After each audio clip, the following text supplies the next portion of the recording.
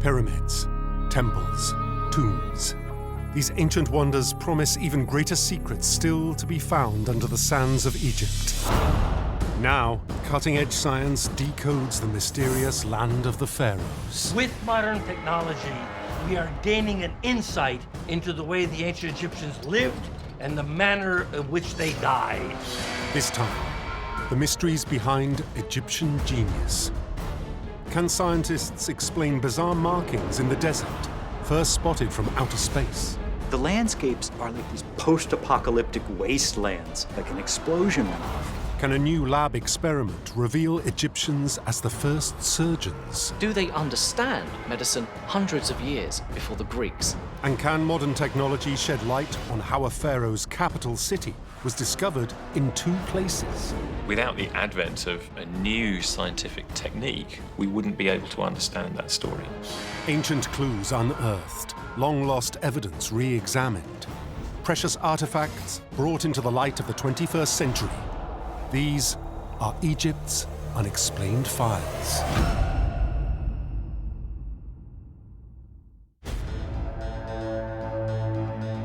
The ancient Egyptians created a remarkable civilization that endured for over 3,000 years. And throughout Egypt's history, this extraordinary society pushed the boundaries of medicine, art, and engineering. It was genius that built the ancient world's greatest cities. And it was genius that rescued one such city from disaster.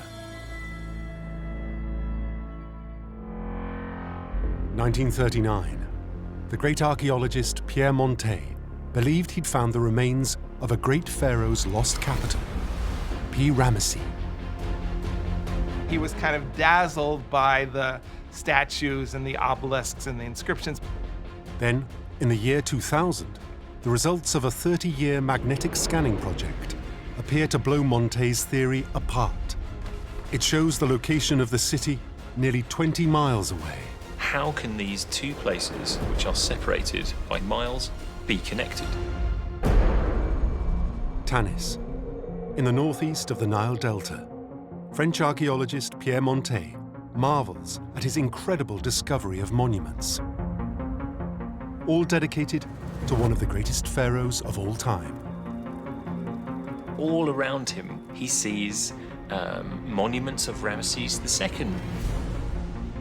His name and his image is everywhere. For 30 years, it was believed Montet had found the lost capital of Ramses, until experts began to question his findings. He didn't really try to confirm it by looking for pottery, by looking for small finds, which really would tell you scientifically what the date of the site was. In the late 60s, archaeologists begin to examine the small artifacts from the site. Astonishingly, none actually date from the time of Ramses II. Instead, they're from 1000 BCE, 2 centuries after his reign. Archaeologists now ask, could the great Montet have been wrong? Some people jump to the wrong conclusion that this had to be that city. The search for Ramses begins all over again. For archaeologists, the lure of this lost city is irresistible. A great capital, extolled in ancient poetry and named in the Bible itself. It was a huge city. It's been suggested 30 square kilometers, the size of Manhattan, bigger even. It's a huge, thriving metropolis. Temples, palaces, obelisks, colossal statues. It was a monument to Ramses II's power and might. Egyptologists re-examine the evidence. Montet had just one clue to the location of Ramses, an ancient hymn dedicated to the great capital city. It just tells us that Ramses is on the easternmost branch of the Nile in the Nile Delta. It doesn't, though, give us its exact location. The Nile flows into the Mediterranean in northern Egypt. Here the river delta splits into many branches. Geologists know many of these have run dry and shifted location over millennia. So when we're looking for the site of Ramses, we have to look not only on branches of the river which exist now, branches of the river which might have existed in the past but are now dried up. Monte searched along a drained stretch of the Nile, known as the Tannitic Branch. He believed this to be the easternmost part of the delta described in the ancient hymn. But 30 years later, Austrian geologists study contour maps. They search among the ridges and valleys for evidence of ancient river runs. They're amazed to discover another dead branch of the Nile Delta, even further east. The Pelusiac Branch, 30 kilometers from Tanis, near the modern city of Cantia. It's 1970, and archaeologists begin to dig near the city, uncovering thousands of tiny but crucial clues. The ceramics found in the area date to the time of Ramesses II. So it's really the sherds and the objects of daily life and the little bits that tell you the true story. Egyptologists now ask an intriguing question. Could these tiny finds be evidence of the city of P. Ramesses, 30 kilometers from where Monte believed it stood? Then they make another astonishing find. Most intriguingly of all, we have evidence of a colossal statue of Ramesses II in a farmer's field. And this leads archaeologists to want to look more closely at this site. It's another clue. This could be the site of P. Ramesses. Archaeologists need to look much deeper. They use handheld magnetometers to undertake the largest underground scan in the history of Egyptology. The results are astonishing. An entire ancient capital city just revealed almost in an instant. Networks of ancient streets and foundations of buildings, all dating to the time of Ramesses II. But there's a problem. If the foundations of the capital city are here, in Cantia, then why did Monte discover the great monuments to Ramesses II 30 kilometers away in Tanis? Once again, long-term changes in the Nile Delta could hold the clue.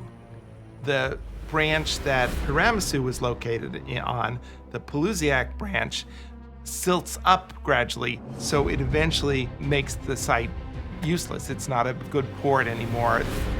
Without a flowing river, the city couldn't function. The harbor was no longer usable.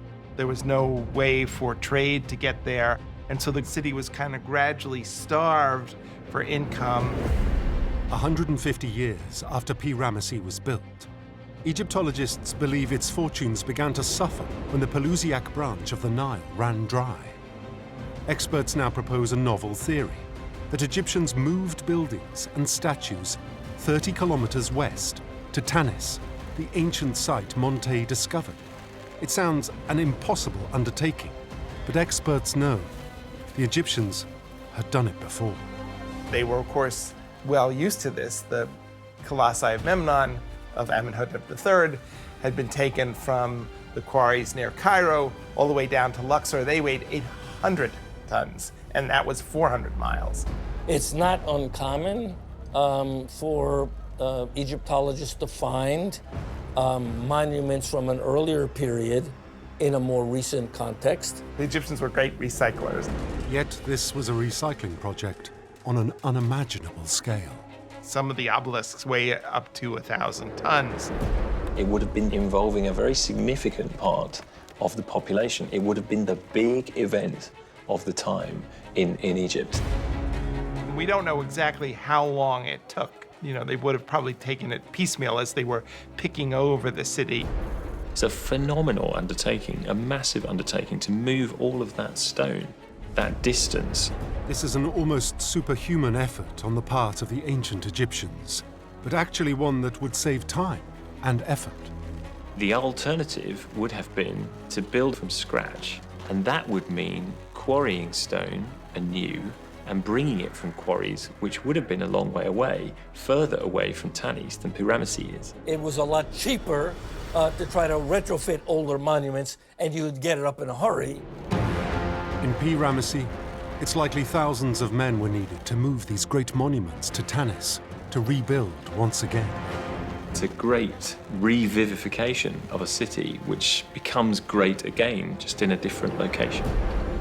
This astonishing achievement meant that 5,000 years later, it was not P. Ramesses that Monte discovered, but a new city, built with borrowed stone, carried across the desert from the great capital. Monte's discovery was in fact evidence of how the Egyptians pulled off one of the greatest engineering feats of the ancient world.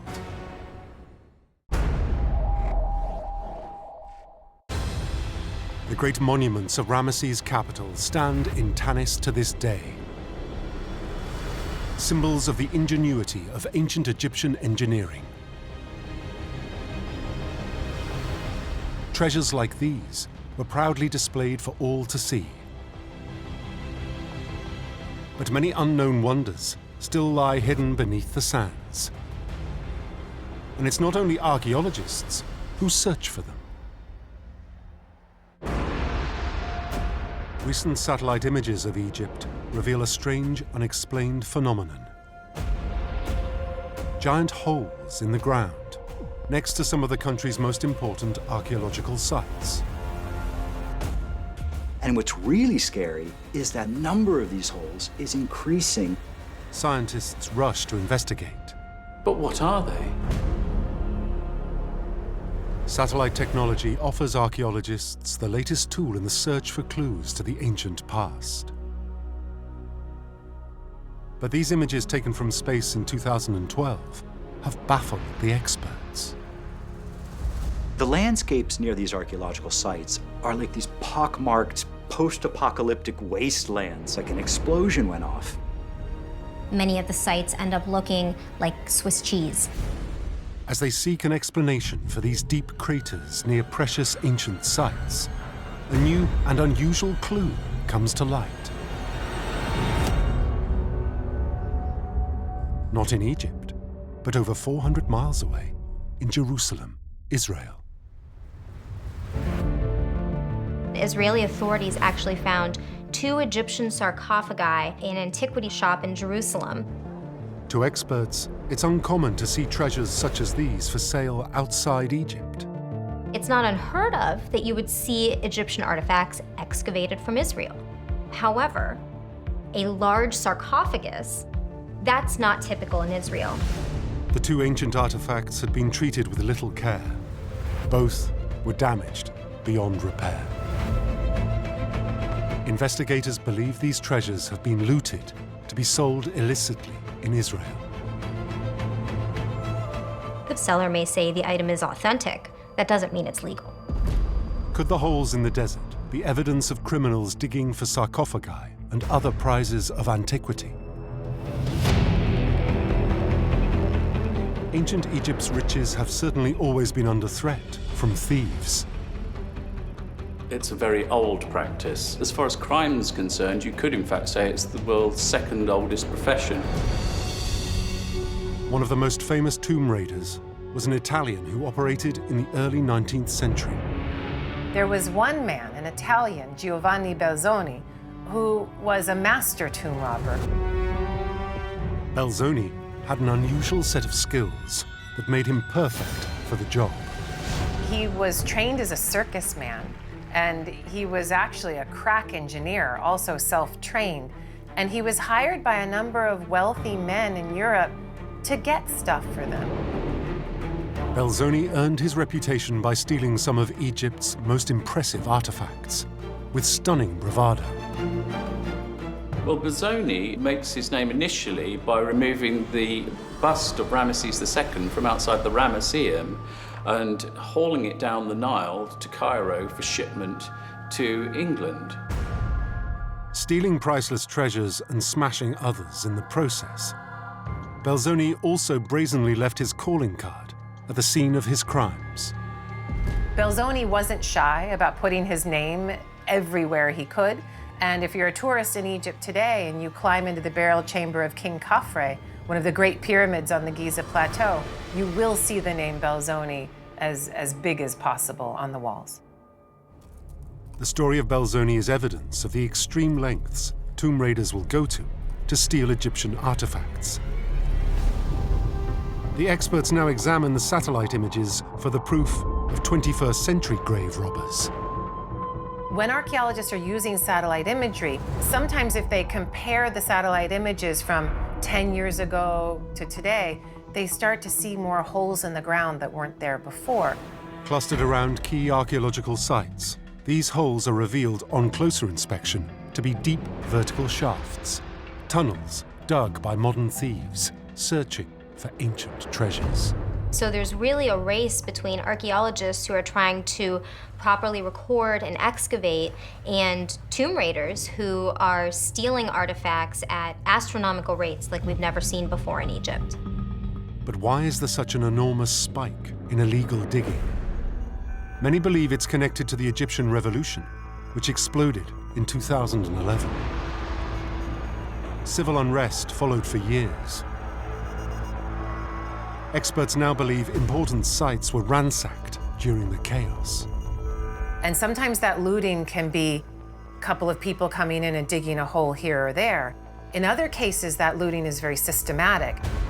As they go in there and they're taking out all the valuable objects, they're destroying the site. They're causing irreparable damage to that archaeology.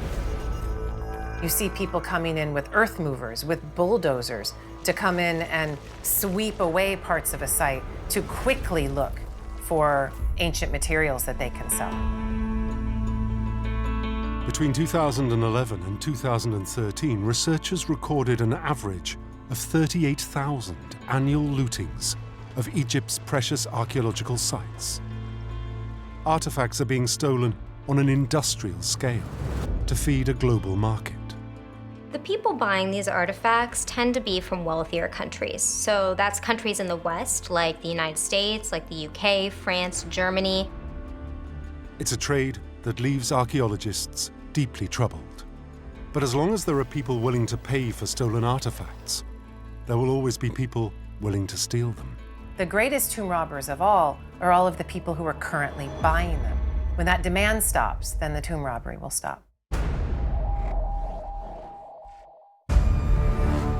Ancient Egypt's burial chambers are adorned with exquisitely composed scenes painted by highly skilled craftsmen.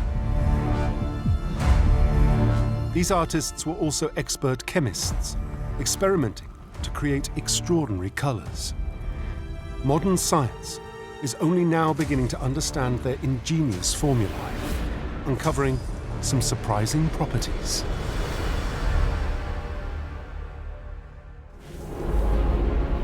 Produced to create beautiful art 4,600 years ago, the world's first artificial pigment, Egyptian blue.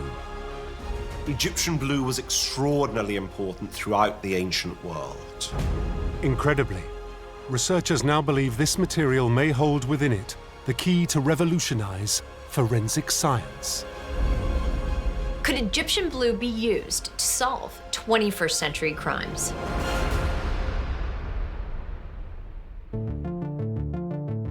For the ancient Egyptians, blue was a sacred color. It has connotations as a color with fertility, with creation, with everything relating to the skies above them.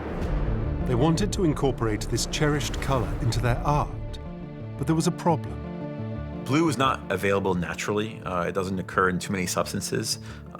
Reds, yellows are common among different kinds of pigments, but blue is something difficult to create. In 2600 BCE, to overcome this, the ancient Egyptians embarked on a chemical experiment and made a breakthrough. I think we can pretty safely say that the Egyptians were phenomenal chemists of the ancient world, and they clearly experimented. The Egyptians found a way to create Egyptian blue using substances around them, basically sand, using copper, calcium. So these are very common substances. Balls of the mixture were placed into clay jars and put into ovens, heated at 1,000 degrees Celsius. The finished product was then thoroughly ground down, and they had the world's first artificial pigment. Its chemical name, calcium copper tetrasilicate. The color, a striking blue. The ancient Egyptians were incredibly resourceful, and there essentially was not a problem that they couldn't solve through tenacity and use of the resources at their disposal. This vibrant color stunned the ancient world. But now, thousands of years later, it's Egyptian blue's hidden qualities that are exciting modern forensic scientists. Centuries ago, reliefs like these were once painted with the famous pigment. The color has faded to the naked eye, but using high-tech infrared cameras under the right lighting conditions, the remains of the Egyptian blue pigment reveals itself in a dazzling, luminescent glow.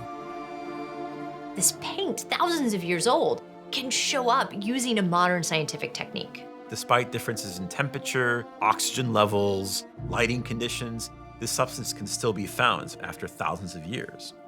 The ancient Egyptians, in creating this blue color that was so desirous to obtain, they actually stumbled across something that was extraordinarily durable, even if not to the naked eye, several millennia later, would still be detectable.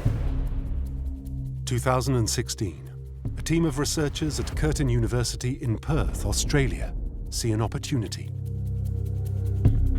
Could Egyptian blue's twin qualities of luminescence and durability be the key to solving a long-term problem in the forensic field of fingerprinting?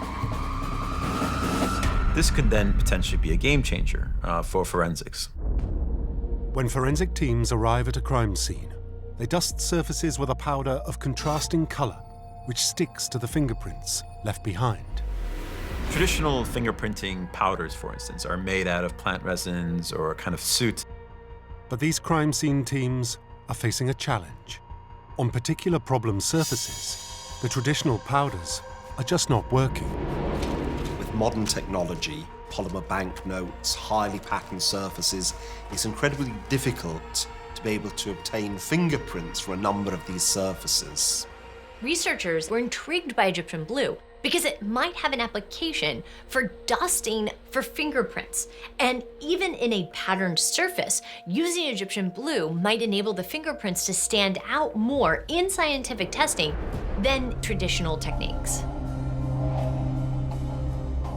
The researchers at Curtin University believe Egyptian blue's hidden power, bright luminescence, and an ability to stick to a surface for so long, means it may have the answer forensic science is looking for.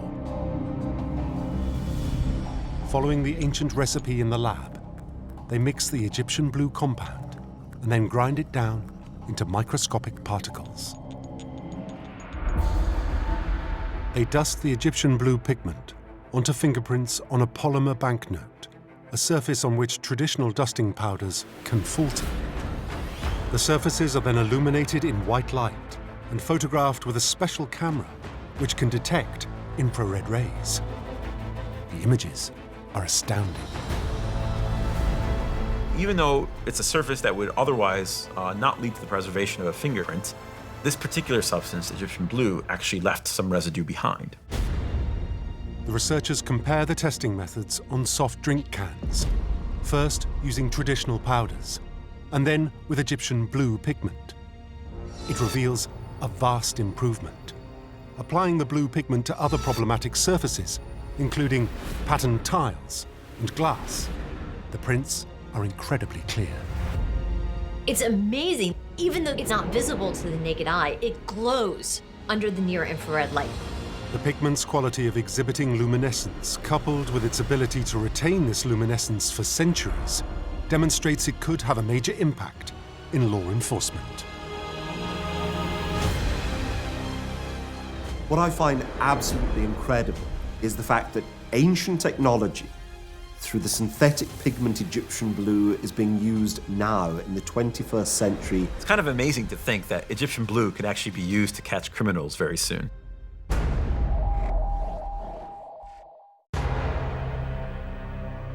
The story of Egyptian blue reveals an ancient society distinguished by its imagination and skill, making huge breakthroughs in both science and art. In daily life, even their beauty regimes were marked by their flair and inventiveness. Talents they displayed in this world and the next. In the ancient Egyptian city of Amarna, Dutch archaeologists uncover the skeletal remains of an ancient female. Attached to the skull, a flamboyant, multicolored mass of braided hair.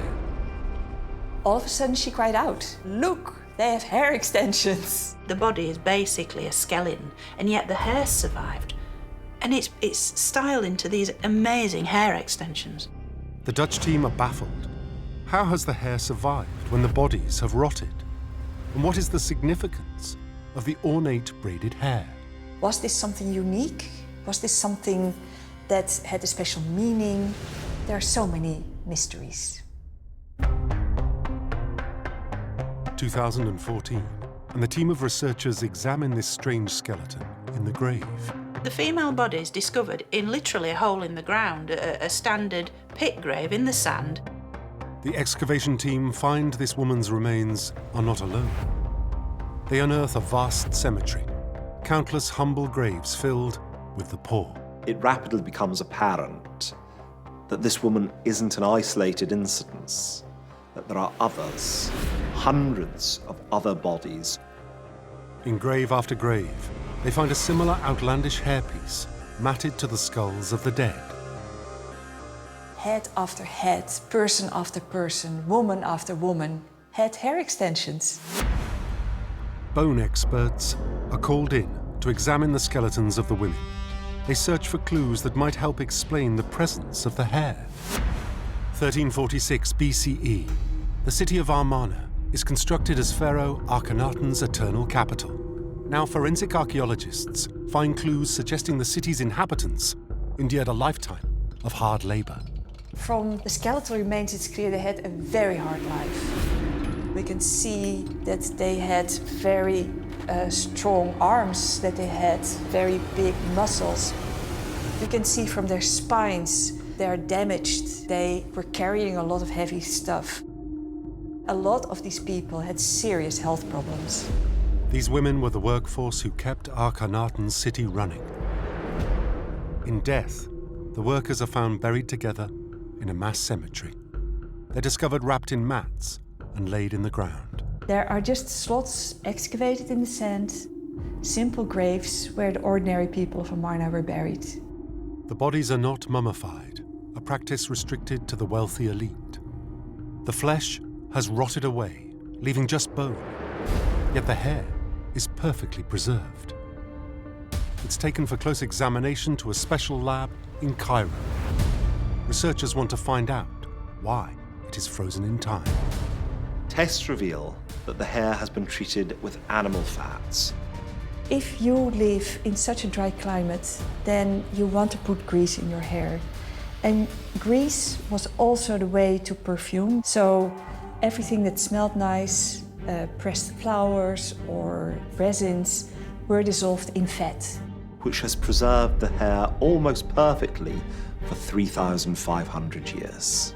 Analysis of the fats used in the hair reveal it comes from cows and goats. It appears to have been fashioned into a gel and worked into the hair. And so they're styling the hair with styling products, which gives an extra layer of protection to the hair itself. And so these things can survive thousands of years. The lab technicians make another astonishing discovery. The hair used to make the braids appears to come from multiple sources. The archaeologists are finding more people at Amarna with extensions of hair made not only from their own, but of different colours and textures.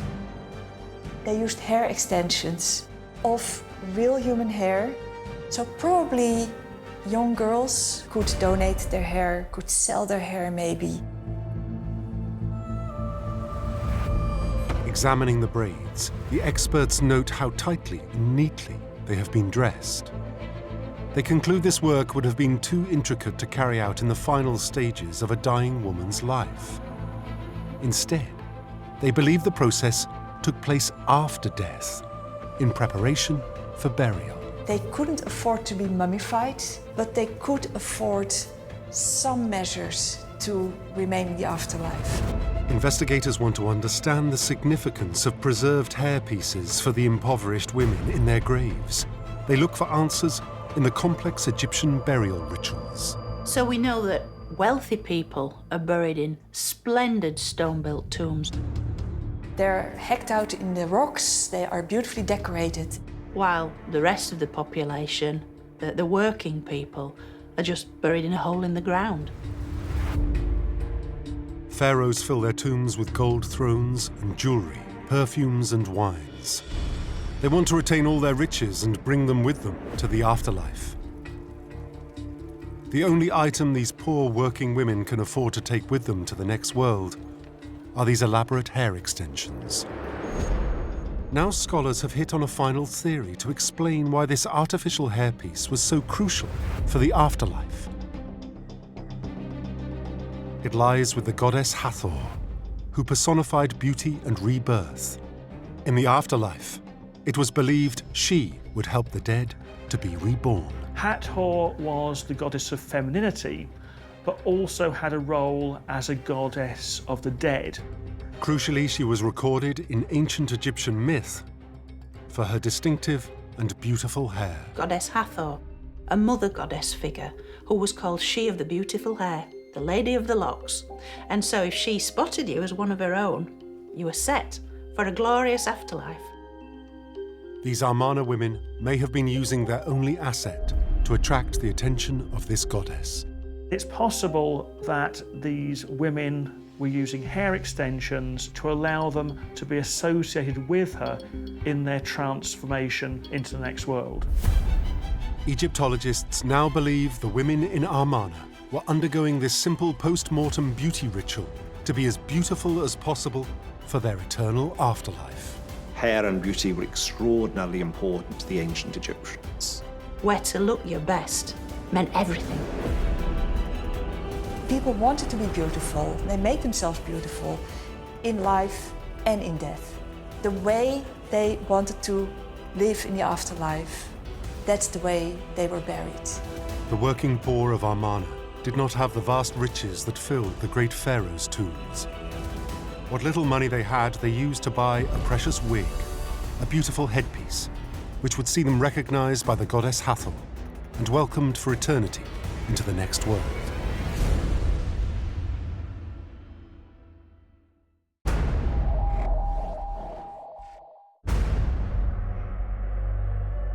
The precious hair extensions of the women buried in Amarna demonstrate the resourceful nature of Egyptian genius. We know so much about their achievements because they were so determined to record them.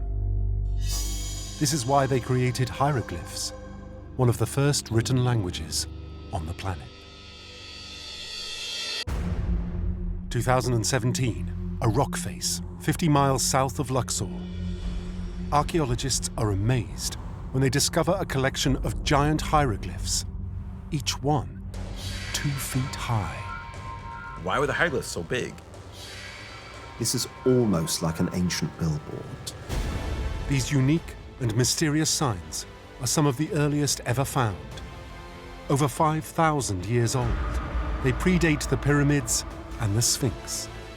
This was really about the last thing we expected we would find. The expert's task is to decipher these ancient symbols and reveal this message from antiquity. What are these hieroglyphs trying to tell us? 100 feet above an ancient crossroads by the Egyptian village of El Hoi,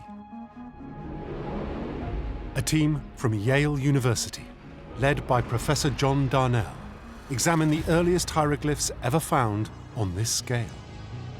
This is big, it's out in a public space, it's overlooking these roads, it's definitely meant to be seen by people from a distance. These mysterious hieroglyphs date back to the birth of the entire language at around 3200 BCE.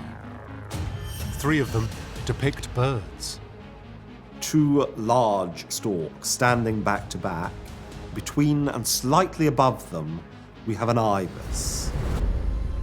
Professor Darnell recognizes these symbols instantly.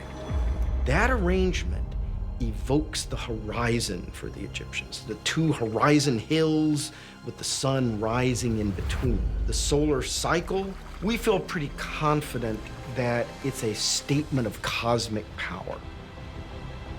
The solar cycle is the rising and falling of the sun each day. It affects this life, it affects the afterlife. Ancient Egyptian religion, at its very core, is a solar religion. Cosmic power and the solar cycle, the first clues to the meaning of the message on the rock face. But to the untrained eye, the remaining hieroglyph on the wall is more difficult to decipher. Armed with the knowledge of early Egyptian iconography and inscriptions, Professor Darnell knows he has seen this hieroglyph before. Back in 1995, at the site of Jebel Uti, 25 miles northwest of Luxor, he and his team made another incredible discovery as they scrutinized scratchings in the rocks, also dating back over 5,000 years. The Scorpion tableau is a rock art scene with early hieroglyphic annotations. It appears to date to the same time as the El Khawi inscription. The Scorpion King tableau shows the king, King Scorpion, in battle. The Scorpion King was the first king of the unified Upper Egypt. Beside this figure of the king, a familiar symbol can be identified. The symbols that were found on the Scorpion tableau were very similar to the symbols that were found by the Yale team. The exact same sign appears in that tableau as well. Professor Darnell has a theory as to what this symbol carved into both walls in the same time period actually is. The sign of a bull's head on a pole. It is identical. A clue to what the bull represents comes in the form of one of ancient Egypt's most iconic artifacts, also dating back just over 5,000 years. The Narmer palette. So-called Narmer palette, which is heavily adorned with images which seem to show the unification of Egypt by one king. Narmer is depicted as a raging bull that is trampling an enemy and knocking down the walls of an enemy fortress. So it shows a kind of royal authority taking over the land. It's clear that in the Egypt of 5,200 years ago, the figure of the bull symbolized the royal leader. The bull is a symbol of power. We can say that the symbol of the bull represents the ruler, the Pharaoh of Egypt. Now, the world's oldest hieroglyphs of this size on the cliff face at El Hawi can be pieced together, and Professor Darnell can reveal this message from antiquity. This seems to be a statement that now there's a central authority. Now there's a focus for religious activity. Now there's a representative of these cosmic powers on Earth. The king is showing his absolute authority to his subjects. What this billboard is advertising is royal power and control. The king is the one who's actually in charge of the solar cycle. That makes him the god. In 3200 BC, this message was carved in large hieroglyphs into the rock face. Every traveler pausing at these crossroads could be left in no doubt of who was in total control of both the land and the sky that surrounded them: the Pharaoh.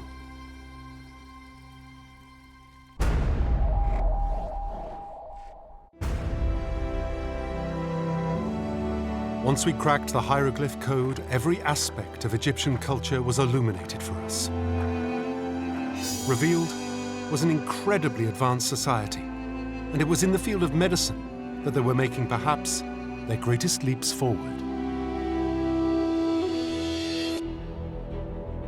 The discovery of a mummy bearing a wooden toe excites archaeologists.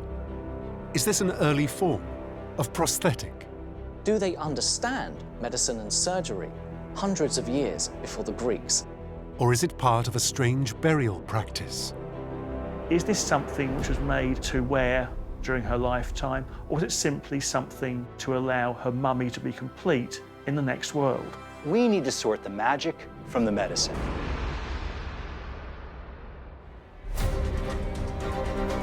This curious artifact is uncovered in a tomb west of Luxor.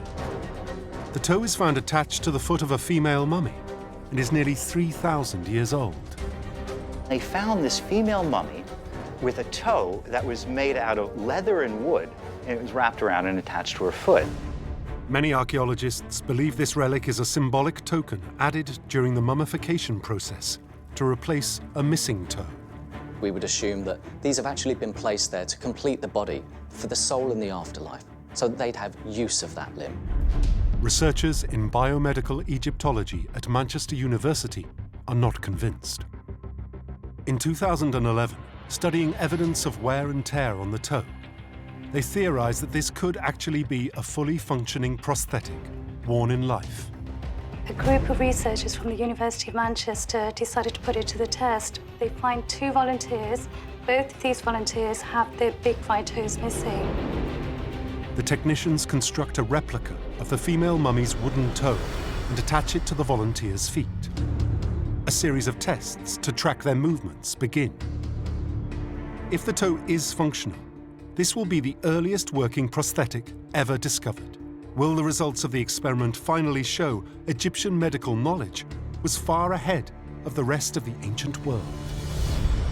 Could the discovery of a toe on a mummy point us in the right direction?